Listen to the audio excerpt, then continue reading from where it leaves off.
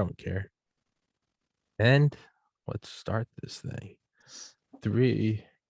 Yeah, no, I've got a splitting headache today. Oh Episode, no. yeah, it's every day though. It's probably Havana syndrome, which I do want to talk to you about. Episode 582, Clare Lopez back for for not the last time, for the first time in a long time. Um, yeah, several things I kind of want to go into with you. One person asked me to ask you about Havana syndrome. Mhm. Um, Other things I want to talk to you about, the Maricopa audit, YouTube as of 2 days ago, I think now not just banning medical misinformation, which is what I was banned for, but outright banning. Now they changed it to any anti-vaccine. So if you even just talk negatively about it, they've deleted 2 of Russia Today's channels, and which I think they're just kind of accelerating the red pilling process. I don't think we've talked since I'm permanently banned from YouTube. I'm not sure if I knew that before, but yeah, we haven't talked since August. Yeah. I was like last couple days of August, I was permanently banned Uh, for medical misinformation for having on Dr. Peter McCullough. The episode that got me banned was him saying that everyone should go buy these 4 vitamins from Walmart. Unbelievable. I've listened to some of his videos. He's really good. Brilliant, most published Yeah, cardiologist in world history, and that's what got yeah. me banned. But what do you want to Um, talk about? What's on your mind? I mean, so much is going on. Go down the list and pick one. Okay. How about the Maricopa audit? Okay, well, it completed, and the report came out, what, a week ago now, I guess, about. Mm-hmm. And that report showed a very long list of um, egregious cheating and fraud that took place in Maricopa County during the elections of November 2020. And those alleged violations have now been referred to the state attorney, that is Mark Brnovich, to see what he will do with it. He does have higher aspirations politically, wants to run for the Senate from Arizona. So there is the thought that he may actually do some of the right thing here. We will have to wait and see, but it's in his hands to follow up on now, in any kind, carry forward in any kind of a legal way. Yeah, So it really does. Nothing irritates me more. Well, a lot of things do, but one of the things that most irritates me is when people are like, "We just got to focus on 2022. We just got to focus on." No, no. If this happened, we have to know definitively, and it's no matter what good comes out of it. Because let's just entertain the thought. Let's say definitively it shows that Trump really got his ass kicked. Well, fantastic. I learn a lot from that. Now I know, hey, I bought into some misinformation. And if it didn't, and if he did win, well, now we know that our elections are not safe and secure and fortified. And it just, I, it can't not go anywhere. This is well, so, yeah, the thing that is I think front and center for Arizona and for Maricopa County is that if there are those who broke the law uh, in the process of this election, then they need to be held to account. yeah, That's the lesson. That's the outcome of the Maricopa County audit. And as I said, we don't know yet what the Attorney General, the State Attorney General, Brnovich, is going to do, but we're all hoping he does the right thing. yeah. And well, yeah, I hope he does. I hope he does, and I hope something comes out of it because I mean, and maybe I'm speaking out of turn because I admittedly didn't watch it too closely, and I might just be seeing the patterns that I want to see consciously or subconsciously. But didn't 450,000 votes during the Newsom recall? Didn't they just get scrubbed in the middle of the night that for Larry Elder? There are allegations out there Okay, one way and another, but given that we're talking about the state of California, I think that recall probably came out the way the Californians sure. voted it to come out. Now, was there fraud? Were This was the spread between the two of them, maybe a little less than reported, maybe. But we're talking about California, Yeah. most corrupt state in, well, that's a competition, isn't it? But in the nation, Yeah. you know, they don't care that their streets are covered, with illegals, with homeless, with needles, with feces, with urine. They just don't care. And I have to say, they get what they deserve. Yeah. Covered with human shit. And that's not like a slur against minorities. I mean, literal human defecation, like feces, On the fecal street. matter on Yeah, the street. yeah, Yeah. not a It, problem. yeah. And no, I mean, you're right. And it's also like this precedent. I have to be careful that I'm not every time a liberal wins that I'm gonna scream fraud, because that, for me, now I lose all credibility with myself. But the way I look at it is like, for 4 years we beat the drum that the sitting president was a Manchurian candidate who used a foreign nation and foreign intelligence services to usurp a U.S. election. Absurd claims, sure, but we didn't ban speech about it. We didn't hammer it down. People like me didn't like it, but what it did do is, for better or worse, or I would say for better, spent millions of taxpayer dollars on a investigation, and nothing came of it. And at the end of it, it was, well, nothing came of it. But it's over. It's done, and it's over. Well, now we know. But if we had just said no one's allowed to mention Russia, imagine if Trump started working with big tech and had them banning misinformation about it. The streets would have run with more blood than they already had. But that's what I want to see with this, is like, if there was no fraud, like, stick it to me, like, make me eat a slice of humble pie, make me look like a moron. There are hundreds of episodes of me on here screaming about election fraud. Prove me wrong and make me look like a moron, like that, and I would be happy. Nothing would make me happier than Well, I if there mean, the, was the, no the, fraud. the report from the Maricopa County audit is available online. It's quite lengthy, but anyone can go online and have a look at it. It's an enumeration of many, many, many, shall we say, irregularities Yeah. that may or may not be found to be criminal. That is now again in the hands of the state attorney general Brnovich. It's up to him to take it further. The Senate, that is the Arizona State Senate, had the authority to conduct the audit. They don't have the authority to carry the process if it may be a criminal process. Sorry. No, you're fine. Any further. That now rests in the hands of the Attorney General of the state. So the Senate's job, Arizona State Senate's job is finished. They have produced the report. It enumerates, I mean, just thousands upon thousands of, fake ballots, fraudulent ballots, duplicate ballots, ghost voters who don't live where they say they live, who voted out of state, who moved, who so many things. The Senate did its job. Now it's in the hands of the Attorney General. I don't know if you saw, I watched this thing the other day, and again, maybe I'm just seeing what I want to see. Sidney Powell was on the Stu Peters show. I was on that show like 2 weeks ago. Yeah, I was on for like 10 minutes. I didn't know what I was doing. I looked like a moron, but I made it. But I watched the thing 2 days ago with Sidney Powell, and she was saying that the Department of Defense had a patent back in like 2005 for an ability to monitor elections in real time and to see all of this going on. And now we're kind of wading into the waters of just wild speculation, but who cares?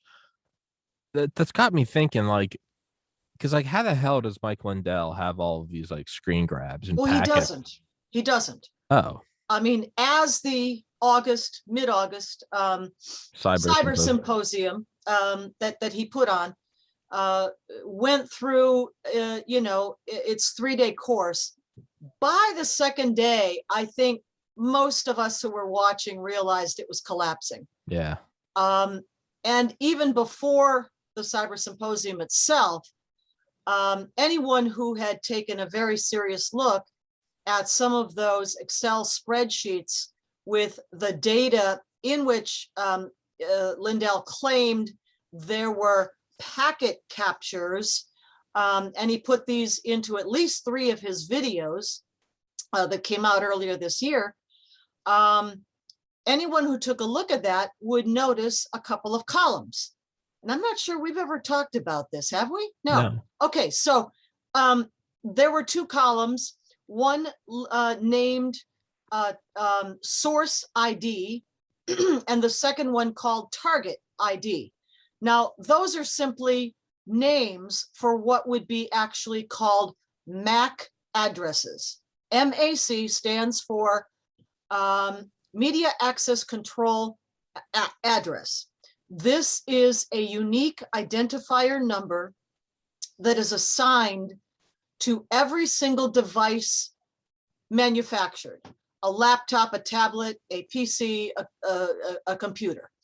And it is assigned to those devices as they're manufactured by the manufacturer, Hewlett and Packard, IBM, whoever might be making these devices anywhere in the world.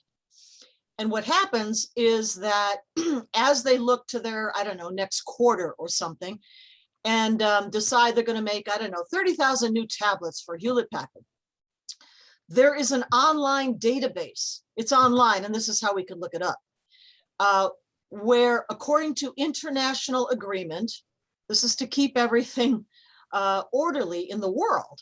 It's by international agreement among the nations of the world who create, who manufacture these computer devices.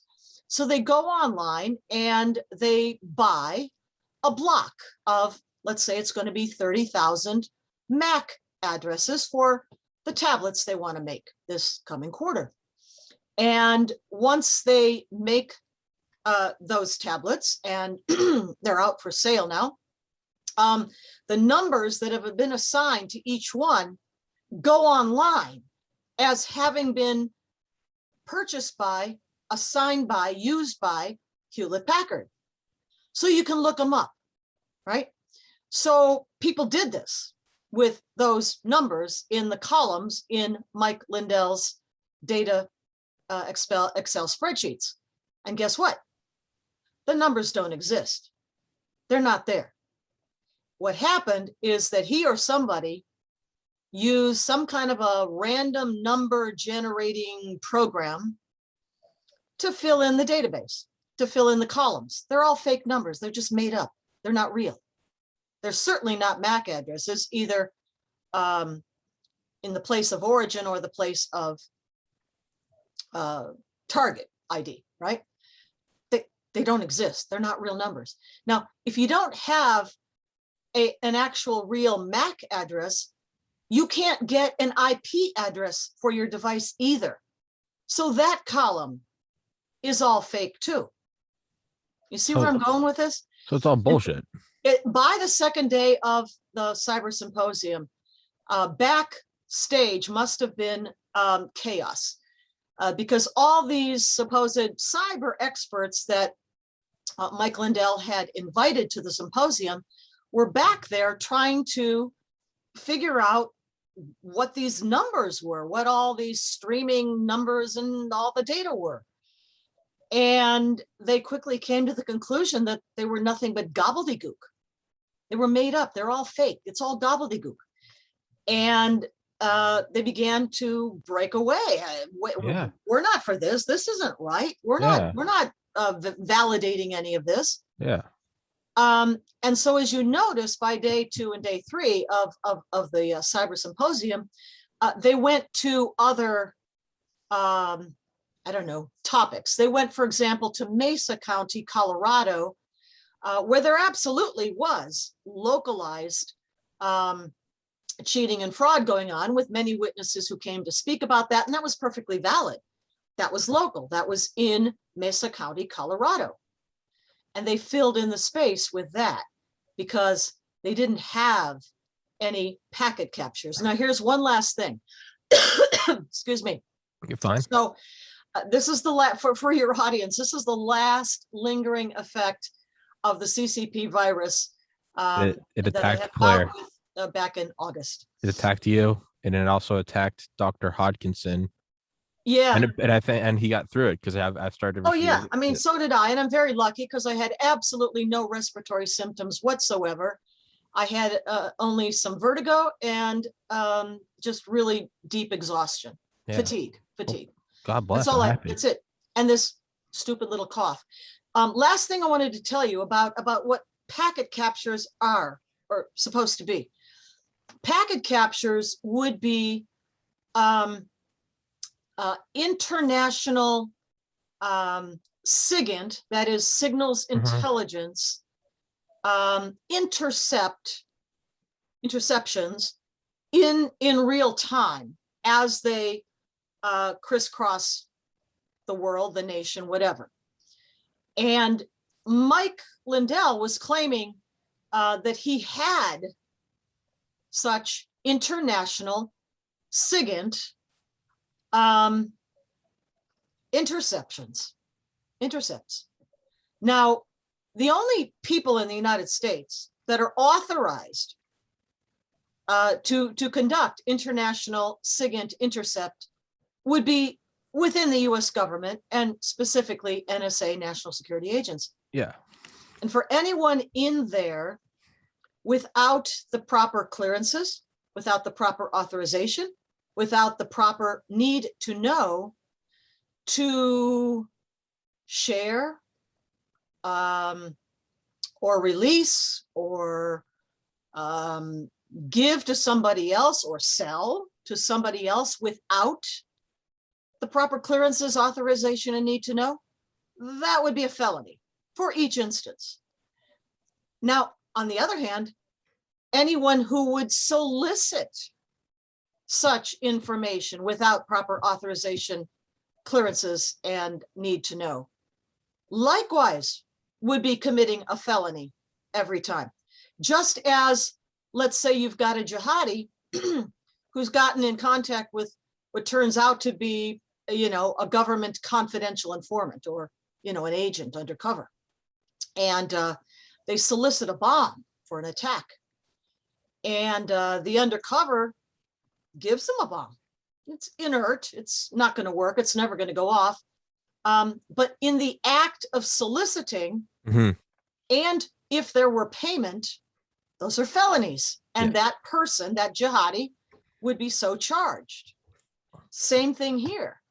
Now, I don't know, none of us knows, if there was solicitation of such, but if there were, that would be illegal. Yeah.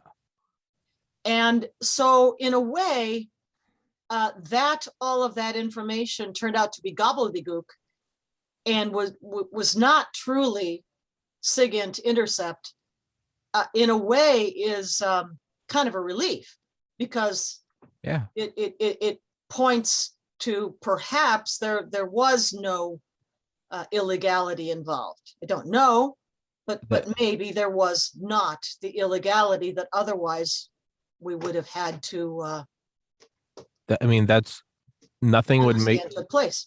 Truly nothing would make me happier. Like I like Trump. I voted for him. If he legit got his ass kicked, fine. Like that's fine with me. Now I'm not happy with how things are going, but that's, hey, in the history of the country, your guy doesn't always win. Statistically, 50% of you will not have your guy win in an election. I would be thrilled if Trump got his ass kicked.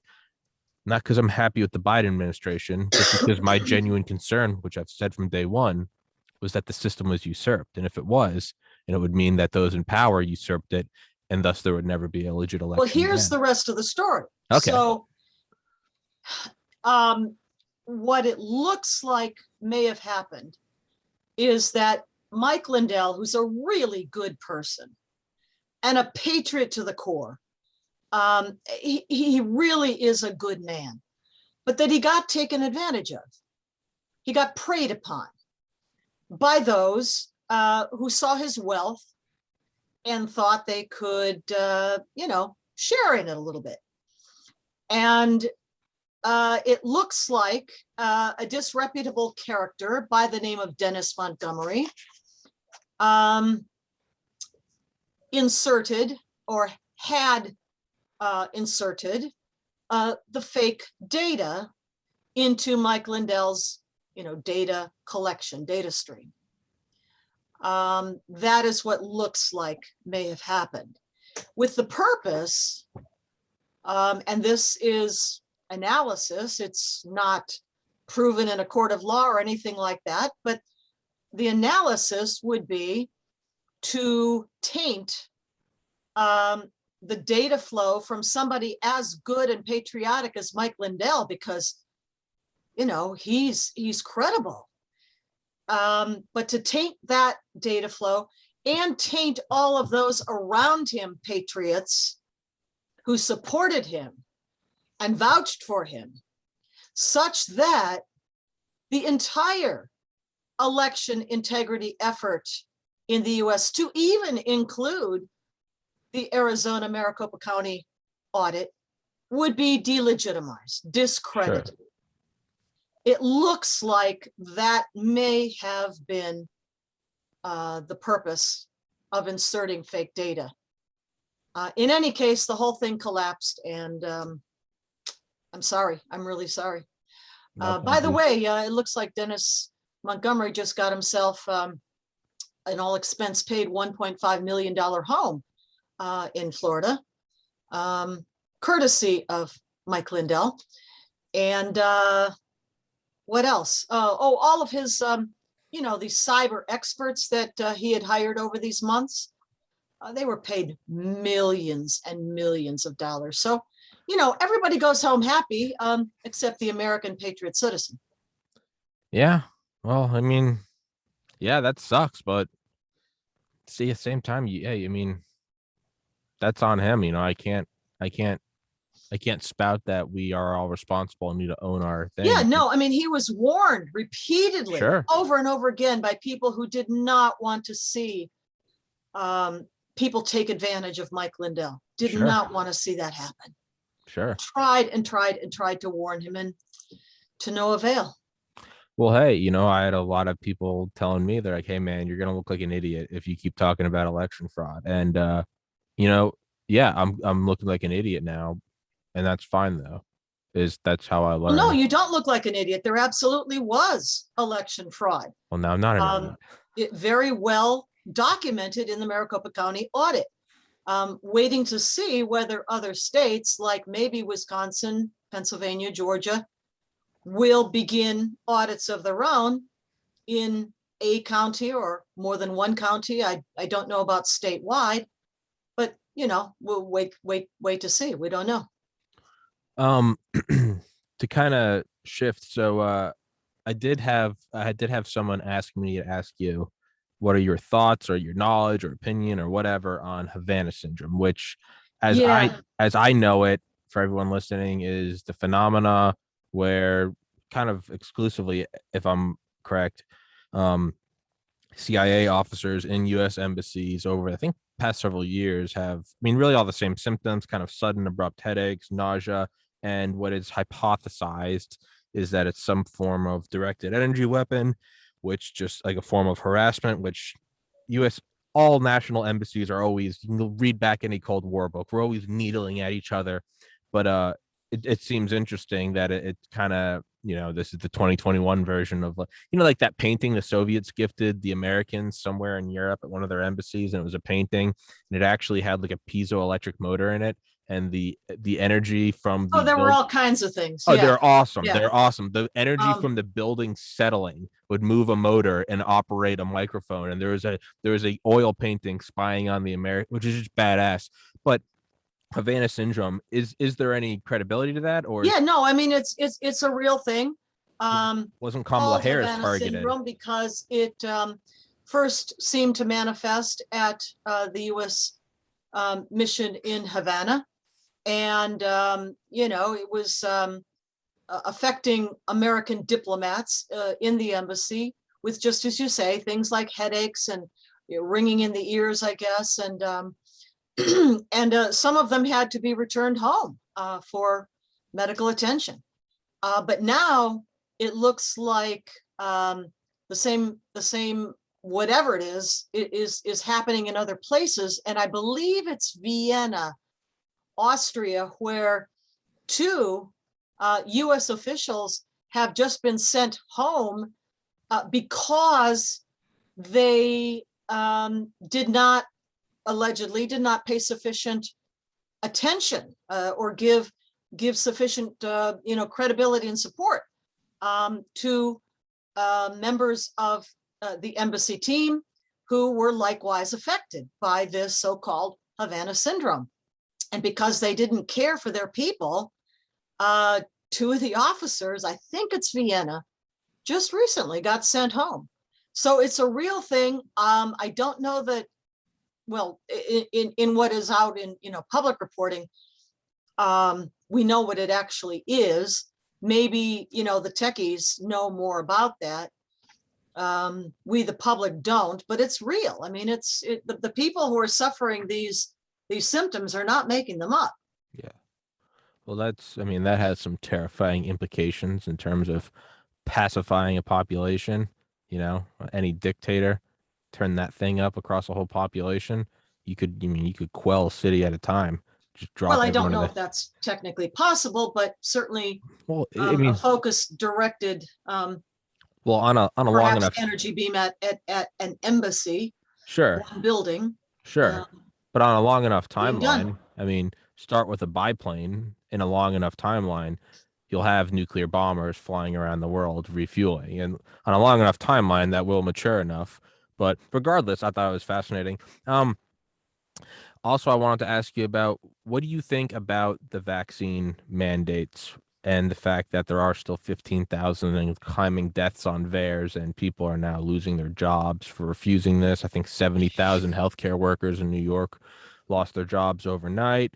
Yeah. And I had on a guy yesterday, Dr. John Witcher, and a physician in Alabama who's been practicing since '96, and all of his pregnant patients are terrified of it because they don't want to kill their babies. No, and no. a lot of these women are on government health care, and now they're being threatened with, I think by tomorrow, October 1st, if they don't get the vaccine, then they're going to lose their government health care. And this seems, I'm not an expert on it, and I might be hyperbolic.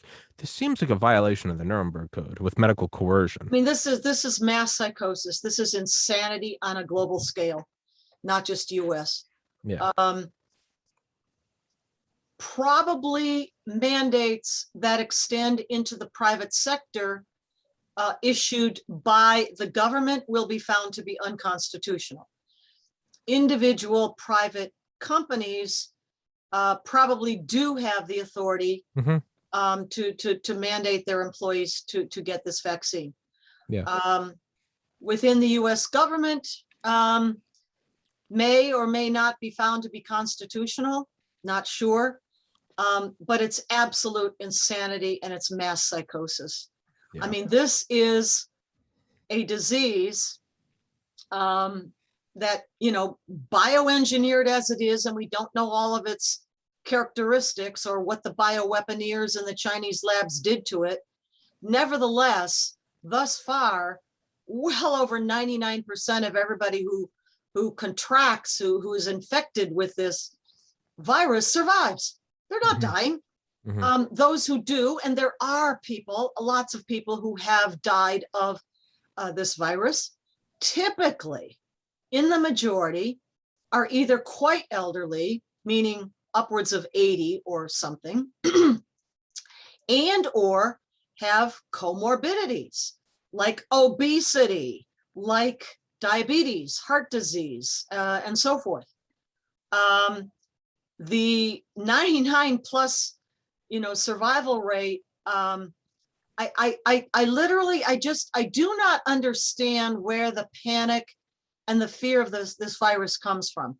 Yes, there are unknowns about it, given that it's a bioweapon out of the Chinese labs. Yes, but knowing the survival rate and knowing your age group, I simply, and knowing that there are therapeutics out there to help you get better, it completely baffles me why people are afraid of this virus. It just, unless you're in one of those very specific categories. I imagine when it's far enough in the rearview mirror that we can look at it soberly, it'll be, again, in my non-medical opinion, I think it will appear like something like a herd mentality, or it's like those, and they're sad, but I mean, there's like videos in Times Square where like a motorcycle backfires and like the crowd starts screaming and running because everyone thinks it's a shooter, and it was nothing. And granted, that phenomenon lasts for 30 seconds, but I mean, it might be something like that where we look back. It's a crazy, weird thing. It came out right where there was a Chinese lab. It came over. We didn't know what it was, and we kind of feed on each other. Well, we're shutting down. We're shutting down the airports. We're shutting down March Madness. We're shutting down the. Oh man, run to the store. Why are we getting toilet paper? Because we need. I just bumped into the microphone, scared myself. Why do we need toilet paper? We all got to get water bottles. What do we do? We got to do this. We got to do that. It's coming through the air system. Put a mask on. Halt everything. It's. I mean, it's Well, understandable. and to find out now, Sure. a year and more, well over a year and a half more since the outbreak here in the United States, anyway, excuse me, of this virus, and we look around the world as well, and we realize that lockdowns didn't work. You cannot stop a virus by locking down healthy populations. Yeah. You may want to quarantine the most vulnerable in nursing homes, for example, but an overall societal lockdown, as we've seen now, simply has no effect on the virus. We human beings have no capability right now to stop a virus from spreading. Yeah. We have capability of coming up with countermeasures, therapeutics, prophylactics. We can do that. But we cannot stop its spread. We simply have not that capability. And now we're seeing that places, for example, Sweden, that did not lock down, had their spikes of outbreak, and then they got over it. Yeah. And now their incidence is quite low. Yeah. And at a certain point, the majority of your population has been exposed and or infected. We call that herd immunity. It doesn't mean that the virus is gone or that nobody will ever get the virus again. It just means that the majority of the population has had some exposure and therefore built up some antibodies to the virus. That's what herd immunity means. And that's the ultimate goal for nations and populations. Do you think, we'd have to, I guess the last year and a half has shown that logic is not necessary, but there's got to be exceptions to vaccine passports if you have antibodies. I had COVID in August 2020. It sucked. I was sick as shit for like a week. It's not fun. I didn't even have any respiratory symptoms whatsoever, and it still wasn't fun at all. No. But you get through it. And then, according to studies from Israel and also out of the Cleveland Clinic, there may be others, the robustness of the antibodies, the defenses within persons who've had and recovered from the virus are multiple times over more robust than for people who've had just a vaccine or a booster or even a couple, because that's showing to be very ineffective and wearing off incredibly quickly. Ka-chink, ka-chink in the cash registers of all the big pharmaceutical companies. But the truth is that natural immunity, that is having had the virus and recovered from it, your body's defenses are way better than just having had the vaccine. For example, the SARS-1 epidemic of something like 17 years ago, people who caught that and recovered from that have been tested now, like just recently, and found to still have more robust antibody defenses in their bodies from SARS-1 17 years ago than anybody who's gotten any kind of a vaccine. Well, they're not vaccines, but the jab. Well, that's it. Again, speaking out of turn, but I'm pretty sure that's how the human immune system works. Though you do it one time and you got them for life. Well, we don't know for sure. Okay. But 17 years is quite a long time from SARS-1. Yeah, it's not a very. If from SARS-2 we can go that long with robust antibody responses still in our bodies, I think that'd be pretty good. Yeah, but you're right. There's no ka-ching with that 17-year break between shots, which I mean is a thing, right? Moderna doubled in market cap. Pfizer's put, I believe, 3 straight record-breaking profitable quarters, which, hey, is great. I'm a capitalist, but let's not pretend that there isn't some incentives there. And there is a very serious thing. I mean, VAERS is one thing, 15,000 deaths, not to make light. And I know it's underreported, but we'll just take the 15,000 at face value. That's insane enough, and it's terrifying. And if you want to go get it, you should go get it. Just like if you want to drink beer or eat McDonald's, you should do that too. I think I'm all for freedom to do that. I'm all for freedom to not do that as well. But that's small fry compared to the coordinated campaign to suppress treatment using ivermectin, hydroxychloroquine, azithromycin, aspirin, vitamin D, turmeric, quercetin, and zinc, who Dr. George Fareed, who I've had on here like 4 times now, Harvard physician, practiced at UCLA, has been a practicing physician for 51 years. Him and Dr. Tyson, they just testified to the Italian Senate in Rome, along with Dr. Hatfield and Dr. Malone, all guys I've had on here. But Dr. Fareed and Dr. Tyson have treated to date over 9,000 patients in the Imperial Valley in California.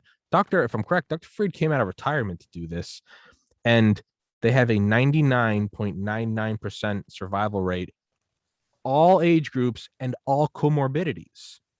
Not just young buck healthy guy, elderly people with asthma, with diabetes, morbidly obese. That's amazing. What and using what? I've had him on here, and you can go back and look at his regimen. It's I think it's 14 days. It's hydroxychloroquine. There's like steps. I'm too stupid to understand it, but there's chronological sequence of hydroxychloroquine, azithromycin, ivermectin, something called colchicine, and then some blood thinners like aspirin, and I think some more powerful like controlled substance grade blood thinners, and then vitamin D, quercetin, turmeric, and zinc, and then some other like kind of broad spectrum antibiotics and antivirals, all generic stuff, all pennies per tablet, studied for decades, studied in pregnant women, and they are having damn near 100% effective rates at curing all of this. While he was on my podcast the other night at like 8 p.m., he got a call halfway through from a pharmacist asking him, what excuse can I use to be able to fill out hydroxychloroquine, because their providers won't let them. They're saying you can't do this, you can't. So Dr. Fareed is now pivoting from this is vaccine madness, this is psychosis, to this is a coordinated and conscious crime against humanity. If we're suppressing treatment that we know works, and generic, violation of the Hippocratic Oath. Yes. Well, forget that. I think it's a scale. I've doctors, medical personnel, research that never seen anything like this in the history of the world. Yeah. With known, proven drugs, prophylactics, therapeutics being actively suppressed. Yeah. And people dying as a result. For what?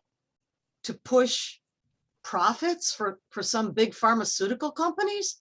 That's obscene. It's Dr. McCullough contends that 85% of all deaths, but let's just focus on the United States, 85% of the 650,000 could be avoided. Dr. Fareed says 99% of those could be 99.99% of those could be avoided. Wow. So although it's important to find out where COVID came from and if it was an active war from China, which I think it is, regardless of that, regardless of the VAERS vaccine data system, there is a much, much, much bigger story here. that's going on right now that, I mean, at the risk of being hyperbolic and exaggerating, could be the biggest story in our lives, I think, at least. I mean, look at 9/11. I know it's a tired analogy, but I mean, 9/11 was what, 3,000.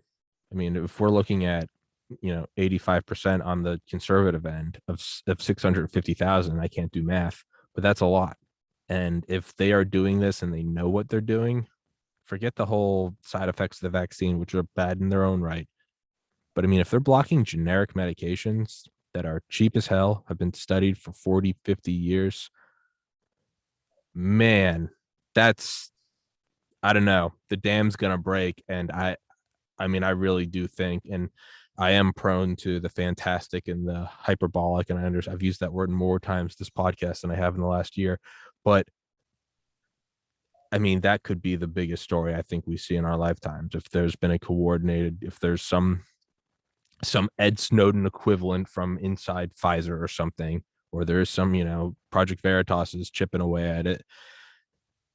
If it comes out that that's true, I mean, that's going to be the biggest news story of our lives. Well, and the next people to rake in, obscene profits will be the lawyers, as all of these cases go to court. Yeah, that's true. That's true. Yeah. And I don't know if you saw, but Pfizer is developing a daily tablet. I heard that or read that. To fight COVID. We'll see. That's based on ivermectin. I think I saw that. I did, yeah. Go figure, huh? Yeah, right. Make cannabis illegal, and then you sell like Cannabex, and it's like one enantiomer or one extra hydrogen atom. But what else haven't we touched on? Because it's been over a month since we talked. Well, Afghanistan, maybe, in the generals. Oh, that, yeah. Oh, I've had on twice. Oish, we're getting, yeah. I'm looking at the time over there. Yeah, no, I have all the time in the world. You let me. Okay, well, let's do Afghanistan anyway. Okay, and then we'll call it a day. Okay, so I've had on twice now. I've had on a Marine that was at Kabul airport during the suicide bombing. I've had him on twice now. There's only so much he can talk about and not lose his job. But yeah, it's that everything about that just seems absurd. I don't know if it's incompetence or if it was intentional, but I don't know. The whole thing seems weird. What are your aside from just atrocious? What are your thoughts on it? Yeah, well, I guess the first thing to note, and this, certainly after the last couple of days of testimony up on Capitol Hill before the Senate and the House committees, on our armed services committees, and the testimony of our top military clowns. There was the chairman of the Joint Chiefs, Milley.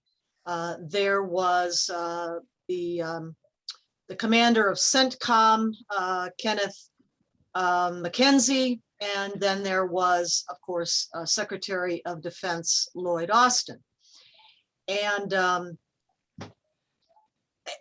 the only conclusion that can be drawn, well, among others, not the only, we, at least since 9/11, have allowed to rise to senior rank the most incompetent, the most unsuitable, the most incapable individuals that could possibly have been picked out of the US military. Mm-hmm. The display on Capitol Hill was nauseating. I will give credit to both Democrat and Republican Party members of the House and the Senate who posed some very probing, serious questions and did not let these generals and the secretary, just wriggle out of it all. To their credit, they really asked good questions.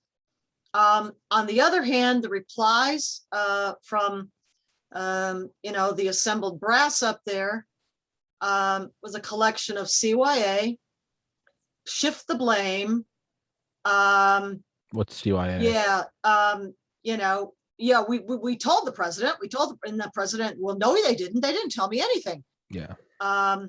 Throwing each other under the bus, blaming the State Department for the fiasco of the last days in Afghanistan, et cetera, when the fact is, and Sean Hannity's been showing this on his program on Fox News for the last, I don't know, month at least, a map of Afghanistan with red marking the provinces and the areas of Afghanistan that the Taliban was taking over, steadily taking over from last spring. I think the map begins back in like March or April or something. And then it's a steady, progression of conquest of provinces across Afghanistan until the entire map practically is covered in red. And all that's left in the middle is little Kabul and Bagram Air Force Base, which of course they surrendered. They surrendered, fled in the middle of the night without even telling their Afghan commanders who would be there, left there holding the bag after they left. Yeah. So, all of this is to say this was knowable. This absolutely was knowable by any competent observer, analyst, that the Taliban was taking over Afghanistan. And whether, it was going to be a late summer or early fall, I mean, even I, on various programs, I said no later than fall, the Taliban will be in charge of Afghanistan. Anybody, not even a government official, with the slightest bit of common sense could have seen that coming. And it goes back a long way. It goes back really to 9/11 itself and the aftermath, when our best and bravest forces, and all honor to them, and all who have fallen, all who came home injured, many for life, all honor to them. But the leadership turned an immediate mission to oust the Taliban and Al-Qaeda from Afghanistan in the fall of 2001 into a permanent mission of nation building. Yeah. Now, how do you get shiny stuff up here on your shoulders?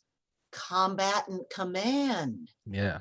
Well, you don't rise as quickly, or maybe as far, unless you have that combatant command. And Milley looks like some kind of North Korean general, dripping all the way down the coattails. Yeah. I'm not sure he ever saw combat, but I had on Don the Pleb the other day, and he was telling me, I didn't know this, but he recalled the story how there was like just some random like mortar artillery pot shot from the Taliban or something way outside of the wire on the base. They just kind of start pop on the hill.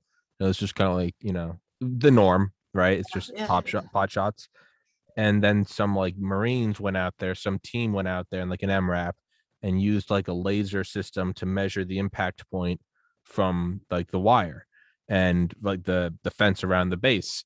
And Don was like, oh, just probably just getting the data point to see, they're probably comparing it to 10,000 other pot shots. Are they getting better, whatever? Don goes, but I'd never seen him use like a laser. What they were doing was, apparently if a mortar strikes within, I think he said 650 meters of the base, if it's within that, everyone on base gets a combat ribbon. Good grief. And that's what he said. And I had Dale on, and you could just see like the color leave Dale's face. He was like, yeah, I mean, it's ridiculous. So there's that. The rest of them, I mean, Austin, I'm not quite sure that his military record, has much over his bureaucracy record, at which he is an excellent swamp creature. Yeah. So the point being that the mission in Afghanistan, going back 20 years, turned into, let's turn these 7th century tribal Muslim savages into Jeffersonian Democrats, that is with a little d. We'll just keep pouring money in and lives, more than 2,000 killed, over 20,000 injured over all that time. And we'll just keep reporting back to Congress when they hold hearings about this, that, we're making progress and the Afghan military is really coming along, and, they're turning the corner, and next year, we're going to have it. And of course, it was all not true. Oh, bullshit. Oh, by the way, our vaunted Department of State, I think I might have talked about this before, led by a team, headed by a team, or let's say a team from the State Department headed by Ambassador Zalmay Khalilzad, and including Noah Feldman and other notables from the State Department. Noah Feldman, by the way, comes out of tutorship at Harvard University when Elena Kagan was a dean there. Now she's on the Supreme Court. And that State Department team put together a constitution, a new constitution for Afghanistan, which was then published in middle of 2004. You can find it online. It's in English. And have I talked about this before? No, Not in your show, on other shows. Okay. All you have to do is look up Afghan Constitution, like I said, in English online, and read the first 3 articles. Never mind even the rest of the Constitution, the first 3. Number 1, Afghanistan shall be an Islamic republic. Number 2, the law of the land, and I am paraphrasing just a little bit, but the law of the land shall be Islamic law, Sharia. Number 3, no law shall be promulgated in Afghanistan that is contrary to Islamic law. You don't have to go any further. Our State Department wrote that and promulgated it and put it out. And whether or not they knew it, our best and bravest and most honorable troops, every last one of them who fought and died or came home injured from 2004 until 2021, this year, fought and died and bled in defense of a Sharia law regime, a Sharia regime, an Islamic regime under Islamic law. I bet most Americans don't know that, and I'll bet you most of the troops don't know that either. That's sick. It's easy for us. And again, it's not to take away. No, not well. That's the point I was about to say. Or diminish any of the sacrifice, the courage, the bravery, the honor of our troops, because they did what they were asked, above and beyond. Yeah. But our leadership, whose side are they batting on anyway? It's disgusting, and well, these are my red pill podcasts with Claire. Where I get the unedited, unfiltered red pill. Takes me down a notch, but that's why I like having you on. Miss Clare Lopez, I'll put all your links in the description as always. Your Twitter, the links to all your articles, and next week my cousin's getting married, so I will actually, for everybody listening, next week's my cousin's getting married, so I'll be out of town. Oh, perfect timing, because my daughter's getting married next week. Does your daughter live in New Jersey? No, I was just wondering. I was like, what if I see you at the wedding? Locally. No, her. Okay. Yeah, good. She's local. Good. Okay. DC area. Okay. She and her fiance, soon to be my son-in-law. I was about to say, next week. How crazy would that be if I'm in some church and I look across and I see Clare Lopez? No. All right. Well, perfect. Well, yeah. So we both won't be here, but we'll resume the week after. Clare Sounds Lopez. Good. Thank you so much. You're welcome. God bless America. Stay safe, everyone. Thank you. You have a wonderful evening.